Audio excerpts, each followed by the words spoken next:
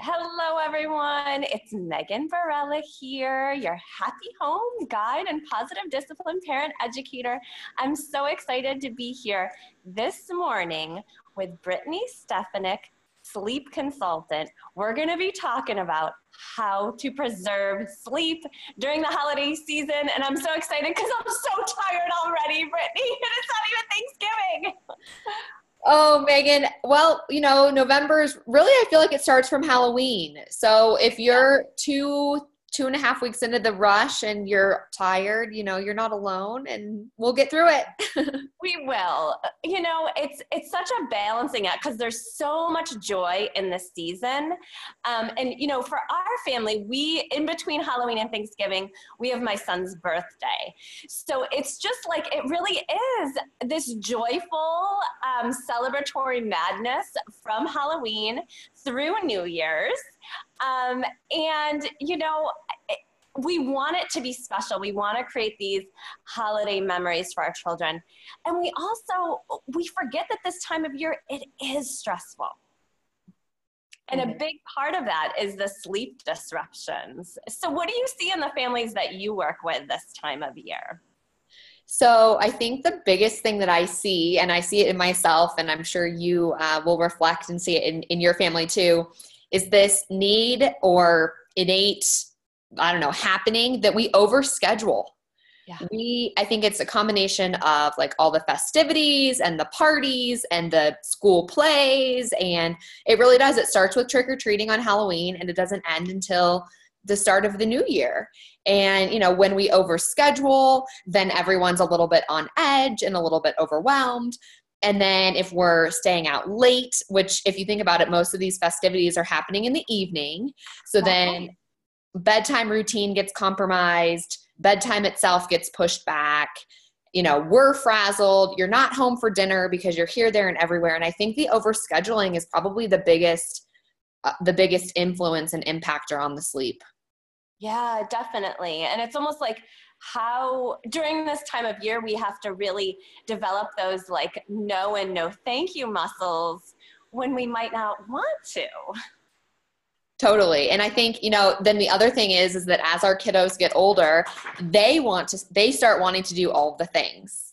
Yeah. And I know for us this last weekend, we looked at our calendar to sort of like map out. I have a toddler. So, he doesn't have too much of a say as a 2-year-old on what we do each weekend. But my husband and I sat down and we were mapping out like which times we're going to go, to breakfast with Santa and all of this. And the nice thing is if you can sort of pre-plan, it gives time to say no or no thank you. And I think that's a really valid point is that, sometimes the overbooking and overcommitting can just become too much and that's okay. It's okay.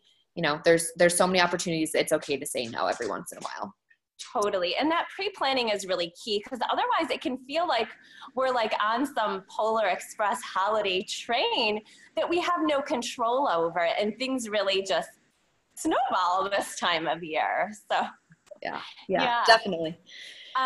Yes. And so, I know both of us in our work with families, we talk a lot about like temperament too, and how I know some kids that are they're like born and they're the life of the party and they can go a lot more and they have a flexibility within their temperament. And then some children are really fixed with their routines.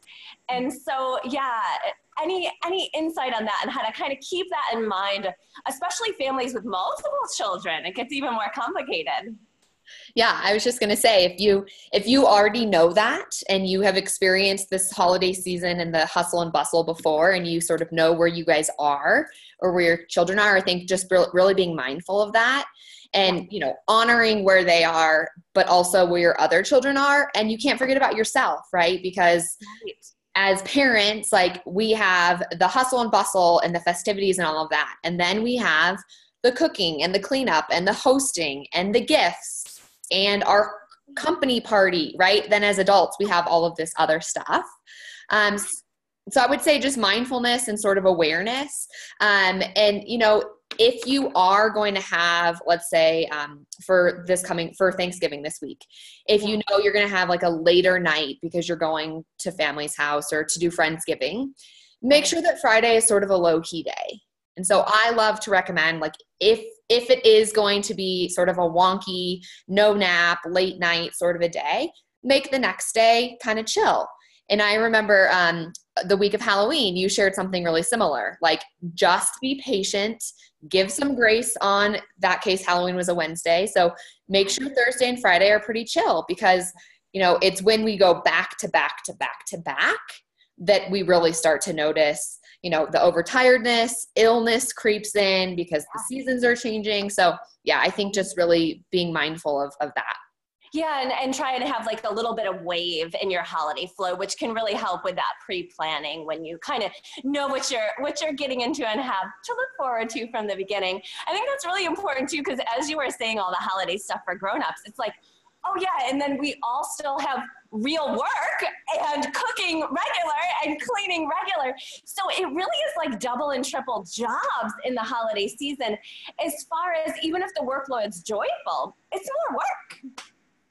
It is. It's a lot of work. And I feel like it's also a time where we feel so much pressure. And like it's just, we put it on ourselves, or we feel it from society or from our own upbringings. And I think, you know, that's also something to be sort of mindful in, is just giving yourself the time and the space and the grace, because at the end of the day, it's another day and it's a joyful season, and you just gotta, you know, sort of ride it out.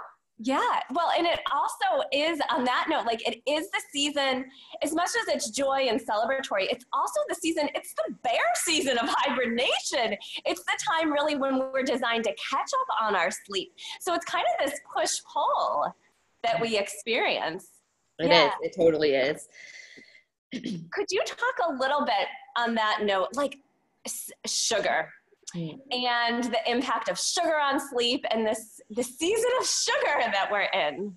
Absolutely. So, you know, it's no surprise, right, that sugar and caffeine are impacting our sleep cycles, and I'd say more in the younger kids, especially if they're not used to having all of that, all of those extra goodies. It's more of like a shock to the system. So not only do those things impact sort of the circadian rhythm and the sleep need, or the sleep pressure that we build up. But the other thing is that the sugar is always associated with the fun and the high and the boom and the, you know, so you have sugar at a birthday party. And this happened with us yesterday. We went to a birthday party, ended at noon, came home to do nap time. And it was like, was it the cake? Maybe. Was it the fun with friends? Probably. Was it sort of all of those together that came home? And nap for my son just took a little longer than normal for him to sort of fall into place. And so I think, again, it comes down to scheduling just as much as it does sugar. And so just being sort of aware and giving some transitional time, which can be hard because we're overscheduled and we're trying to go from A to B to C to D so quickly. The body needs some time to come down off of that. So really focusing on like hydration and time and some other healthy choices throughout the day, almost to counterbalance the sugar intake. And that's what I'm seeing a lot is, just as you said, that transition time might be longer. And this is where it gets difficult as parents, because we have the fun and the excitement and also the stress. And then it's like, come home, now it's time for bed. It's after your bedtime. Let's go, let's go, let's go. And that makes it even more difficult for our children to wind down. And I know with my son, we had a lot of joy for his 10th birthday party. It was like all beautiful and all wonderful. And then all of a sudden, I had a puddle of a child who was like, it was like the high and then the low. And I had to really consciously take those deep breaths and let him know that we all experience this. And, you know, to talk about the highs and the low and to just be gentle. He's like in bed, like totally like the birthday. I was thinking of Berenstain Bears' Too Much Birthday. And so to keep that in mind this season too, that we're so busy, but it's that our children need that transition time and that presence, and to be that bridge from like awake excitement to sleep. And it may not happen if we can't provide that. It may get even more stressful. Absolutely. And I think, you know, it's also worth noting then our expectations as we wrap up the holidays, which, you know, we'll blink and it will be over and it will be January, or you'll be home from Thanksgiving or home from your travel. And I think it's also really important with that transition of like coming back to your own home after a holiday or returning home from a vacation. Those are moments of transition too. Okay. And it takes time for us to reacclimate to our own space and to our own schedules. And it's not like, you go, let's just say you're going away for Christmas and you come home and you expect on the 28th that things are just going to fall back into place and be perfect. Like, it takes time. Just like it took time to sort of undo, it takes time to redo and set up. And so, giving that space is okay as well. Yeah. So, as parents, as you're entering the holiday season, and I'm always mindful of I never want to add one more thing to parents' to-do list, but in positive parenting, we talk a lot about with our children's basic needs, we're either going to put the time in proactively, or we're going to be dealing with anger, aggression, meltdowns, temper tantrums.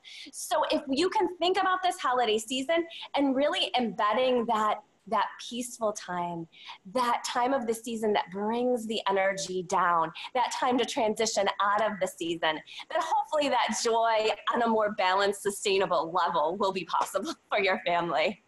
Yeah, definitely. I love that. Thanks, Megan. Yeah. Brittney, can you share a little bit how you work with families over the holiday season in particular? Yeah. So, as a sleep consultant, I support families through customized plans to help them to meet their goals with sleep. Okay. So that looks really different from family to family. And I would say, especially with this time of year, I have families reaching out who need help, adjusting to the new time zone. Or I've had a couple families who have been like, when do I book our flights? Should we fly during nap time or after nap time? And we're going to our in-laws' house, and I'm afraid my, aunt-in-law is really going to judge the way that we X, Y, and Z. And so, it's a lot of customization and individualization just to make sure that sleep feels comfortable and confident for your family. And I think, sort of going into this season of craziness, it's important to do what works for you and what feels comfortable for you, because at the end of the day, your kiddos best. Right. Totally. And, really play on that. And I love that you can work with families in that individualized way, because each family is unique. Each family has different strengths and challenges going on. So you can really help families develop a plan this holiday season. Yes, ma'am. And I would say that going into the new year, right, everyone has these resolutions and goals. And right. So it is sort of the start of busy season for me, not only with the holidays, but then going into the resolution season and help getting people back on track and reaching those sleep goals. So wonderful. And you just started working with adults as well, right? I did. So I feel like, again, a resolution season, right? I'm going to clean up my eating, and I'm going to go to the gym, and I'm going to sleep better. I know that will be the top 3 on my list. So sure, totally, for all of us. Yeah. Well, wonderful. Thank you so much for your time today, Brittney. And I'm going to post your social media links in the comments below. I would also like to invite all the families I offer. This is my 3rd annual Holiday Magic, Not Madness, free online positive parenting event. And it is next week on Monday, so right after Thanksgiving. And we spend a lot of time just focusing on really what you were talking about, even before the schedule and the planning, getting our intentions for this holiday season and letting that intention guide everything we do. And we'll spend quite a bit of time being taking things off our to-do list, which is always one of the most liberating things that we can do, as well as sharing lots of fun, free, low-cost, nature-based activities you can do with your children this season to just have more simple fun and magic. So I'll post that link in the comments below as well. Awesome. Thank you, Megan. I wish everybody a happy holidays, and here's to good sleep. Here's to good sleep. Thank you so much, Brittney. Happy holidays, everyone. Okay, take good care.